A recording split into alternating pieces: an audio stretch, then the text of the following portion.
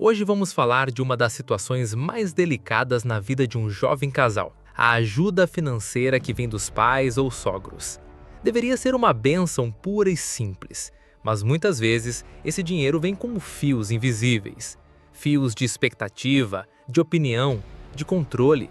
E esses fios podem começar a sufocar a paz de um casamento. É a gratidão a lutar com a frustração. É o amor pelos pais a lutar com a lealdade ao cônjuge. É o desejo de honrar quem te ajudou, sem desonrar a unidade da sua nova família. Mas a primeira instrução que Deus deu para o casamento, lá no livro de Gênesis, é o princípio libertador que nos ensina a cortar esses fios de controle com amor e respeito. Agora, para você, sentir a pressão de ter as suas decisões constantemente vigiadas, o desconforto de um presente que se torna um pretexto para a interferência. Imagina a cena: um casal da nossa igreja. Eles precisavam desesperadamente de trocar de carro. O deles estava velho, a dar problemas, e os pais dela, com um coração genuinamente generoso, ofereceram-lhes o dinheiro para a entrada de um carro novo. A história deles é um testemunho de como eles aprenderam a diferença entre receber um presente e vender essa autonomia. E de como um princípio bíblico fundamental os libertou para serem gratos sem serem controlados. A alegria inicial do casal foi imensa. Eles se sentiram incrivelmente abençoados e gratos. Acharam que os seus problemas tinham acabado. Mal sabiam eles que estavam apenas a começar. Fique comigo, porque o princípio que eles descobriram é a chave para estabelecer limites saudáveis com a sua família de origem e proteger a santidade do seu casamento. O controle começou de forma sutil. Os sogros começaram a dar sugestões fortes sobre qual modelo de carro eles deveriam comprar. Aquele modelo é mais seguro. A manutenção daquela marca é muito cara. O casal, sentindo-se em dívida, acabou por escolher um carro que era mais a escolha dos sogros do que a deles. E depois da compra, a interferência continuou. Foram passear de novo? Cuidado com o consumo do carro! Não deviam deixar o carro na rua, nós demos um duro para vos ajudar. Cada comentário era uma pequena picada, um lembrete de que o carro não era totalmente deles. A paz na casa deles começou a evaporar-se. A esposa sentia-se a defender os pais.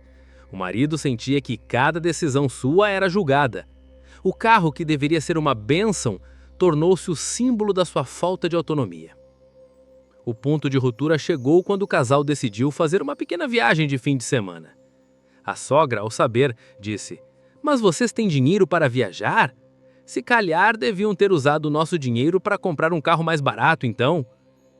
Naquela noite, a discussão entre o casal foi intensa. "Eu não aguento mais, sinto que não temos controle sobre a nossa própria vida", disse o marido. "Eles só estão preocupados conosco, está sendo ingrato", respondeu a esposa, dividida. Eles perceberam que o problema não era o carro, o problema era a dinâmica. Eles estavam funcionando como filhos a receber ordens e não como um novo casal a construir a sua própria vida. E foi no aconselhamento que eles foram confrontados com o princípio de Gênesis 2:24. O conselheiro leu: "Portanto, deixará o homem a seu pai e a sua mãe, e apegar-se-á à sua mulher, e serão ambos uma só carne." E esta foi a revelação. Ele explicou: este deixar não é apenas físico, de sair de casa. É um deixar emocional e financeiro. Para que vocês possam se apegar um ao outro e se tornarem uma só carne, a vossa lealdade primária e a vossa unidade de decisão têm que pertencer um ao outro e a mais ninguém. A ajuda dos vossos pais foi uma bênção, continuou ele. Mas uma bênção que vos mantém debaixo da autoridade deles não é uma bênção completa. É uma dependência que impede o vosso deixar. Mas como fazer isso sem desonrar os pais? O conselheiro equilibrou com o Êxodo 20:12. Vocês devem sempre honrar os vossos pais. Mas honrar não é obedecer cegamente depois de casado. É respeitar, cuidar, ouvir, mas a decisão final é da vossa uma só carne. Com este princípio como a sua nova constituição, Eles prepararam-se para a conversa mais difícil, mas mais libertadora das suas vidas, e decidiram fazê-la com a atitude de Provérbios 15:1, com uma resposta branda. Eles convidaram os pais dela para um café. Começaram por expressar uma gratidão profunda e sincera pela ajuda com o carro. Agradeceram repetidamente. Então, o marido, como o cabeça da sua nova casa, tomou a palavra. "Sogro, sogra", disse ele com amor, "nós amamos-vos muito. E por causa desse amor, precisamos de ser honestos. A Bíblia ensina a nós que, para construirmos o nosso casamento, precisamos de deixar pai e mãe e nos tornarmos uma só carne. Nós seremos eternamente gratos pelo presente. Mas, a partir de agora, a responsabilidade de tomar as decisões sobre a nossa vida, as boas e as más, é nossa. Precisamos da vossa bênção para sermos os adultos que Deus nos chamou para ser." A conversa não foi fácil. Houve alguma mágoa inicial, mas a atitude branda e respeitosa deles, baseada na palavra, abriu o caminho. Com o tempo, os pais entenderam e passaram a respeitar a nova fronteira. E o casal sentiu-se, pela primeira vez, verdadeiramente livre. Livres para serem gratos sem se sentirem controlados, livres para construírem a sua própria história. O princípio de Deus tinha os libertado. Essa lição sobre a soberania do casamento conecta-se com o vídeo anterior sobre o homem que faliu.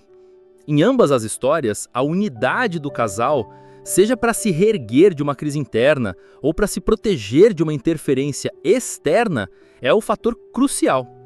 A saúde da uma só carne é o bem mais precioso que temos. E a palavra de Deus nos dá os princípios para protegê-la. O link para a história anterior está na descrição. E prepare-se, porque a nossa próxima conversa será sobre outro tipo de guerra no orçamento do casal. O título será: Ele gastava R$800 em gasolina e o casamento esfriava. Até estas 4 decisões do casal. Será uma história sobre como os nossos gastos individuais, mesmo que não sejam secretos, podem criar distância no casamento, e sobre as decisões práticas que um casal pode tomar para se realinhar. Inscreva-se para não perder.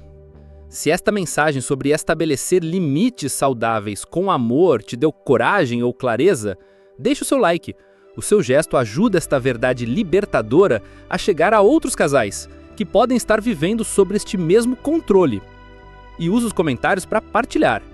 Qual é o maior desafio em manter um bom relacionamento com os sogros depois de casar?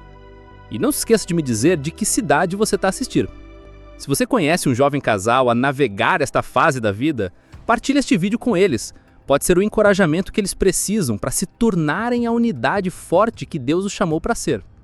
Inscreva-se no canal, porque a nossa missão é aplicar os princípios fundamentais da Palavra de Deus para trazer liberdade e paz aos desafios mais complexos da vida familiar. Te aguardo no próximo vídeo.